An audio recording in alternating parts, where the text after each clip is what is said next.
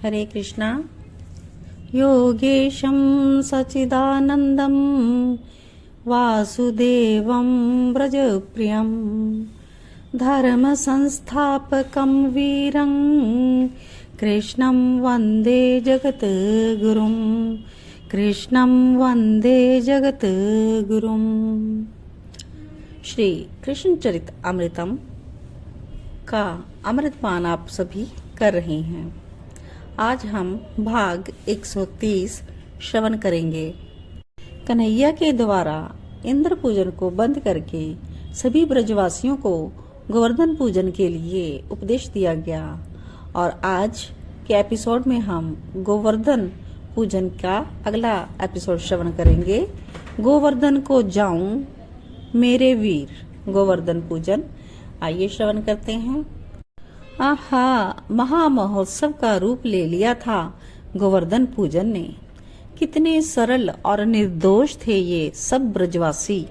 प्रेम करते थे अपने कन्हैया से। फिर जहाँ प्रेम होता है वहाँ प्रेमी की हर बात स्वीकार होती है। एक बार श्री कृष्ण ने कहा, अपने देवता को त्याग दो और मेरे देवता गोवर्धन की पूजा करो। तो सबने त्याग दिया। देवता उत्पात मचाएगा, ब्रजपात करेगा, प्रलय ले आएगा। अब कुछ भी करे, कन्हैया की बात हमें माननी ही है क्योंकि प्रेम है। उद्धव स्वयं उत्सव मूर्ति हैं। आज इस उत्सव की लीला गाते हुए उद्धव भी आनंदित हो उठे। कह रहे हैं, प्रेम के लिए तात मात सुत दारा ग्रह इन सबको छोड़ते तो देखा गया है, पर इन ब्रजवासियों ने तो अपने देवता को ही त्याग दिया। प्रेम जो करवाए कम ही है। अब ये कहते हुए उद्धव हंस पड़े। अमावस्या कल ही तो थी, कार्तिक अमावस्या। क्या जगमग कर उठा पूरा ब्रजमंडल। दीप मालिकाएं जगमगा उठी और आज प्रतिपदा है। कन्हैया ने अमावस्या के दूसरे दिन का मुहूर्त बताया था समस्त ब्रजमंडल को। तो आज अगला सीन है। प्रातः उठकर स्नान किया ब्रजरानी ने, सुंदर इत्र फुले लगाया, लाल साड़ी पहनी, केशों को बांधकर जूड़ा बनाया, गजरा लगाया उसमें लाल बड़ी सी बिंदी, माथे में आंखों में गजरा। अब कन्हैया को अच्छा लगता है उसकी मैया सजी धजी रहे, इसलिए ही ये सजती है और बहुत सुंदर लग रही हो। ऐसा लग रही है जैसे मैं अभी तुम्हें ब्याह कर लाया हूँ। अब ब्रजराज ने ब्रजरानी को छेड़ा। शर्मा गई ब्रजरानी, लाल मुखमंडल हो गया उनका।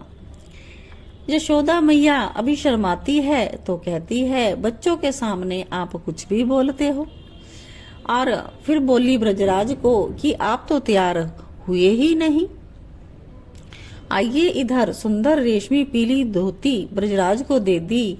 फिर वैसे ही बगलबंदी ऊपर सुंदर पटका जिसमें अद्भुत मोतियों का काम हुआ। सिर में पगड़ी हीरे की किलंगी उसमें लगा दी। बाबा ने आज आभूषण धारण किए, गले में मोतियों की माला, हाथों में सोने के कड़ुए और हीरे उसमें जड़े हुए थे और मस्तक में केशर का तिलक।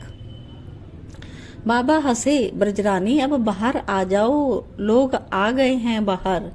और फिर बरसाने के वृषभान जी को भी तो लेकर चलना है और उनके साथ भी सुना है पूरा बरसाना ही चलेगा गोवर्धन पूजन के लिए।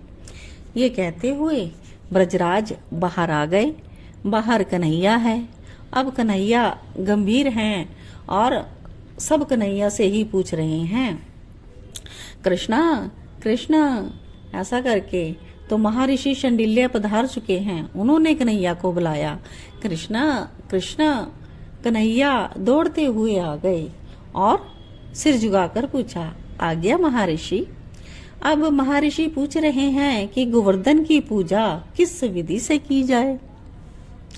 कृष्ण ने कहा, हे गुरुदेव, गोवर्धन पर्वत स्वयं नारायण के स्वरूप है, इसलिए तुलसी की मंजरी, यमुना का जल, दूध दही घी मधु शक्करा, इन सब से गिरि गोवर्धन की अर्चना की जाए।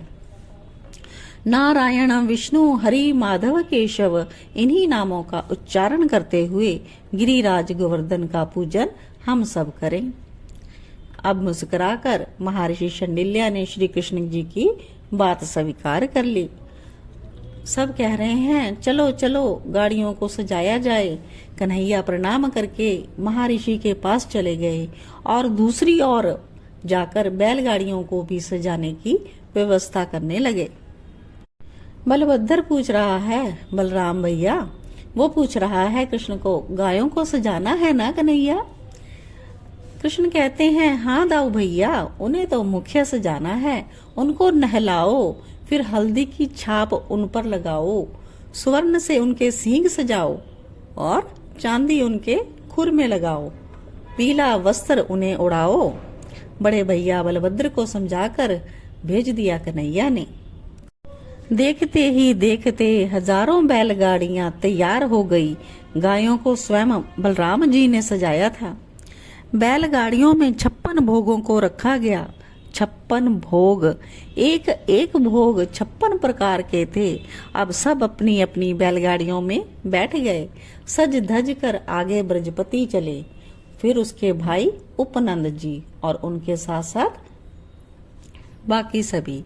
कन्हैया अपने सखाओं के साथ बैठे हैं। इसी बैलगाड़ी की सबसे ज्यादा शोभा हो रही थी, जिसमें श्री कृष्ण विराजे थे।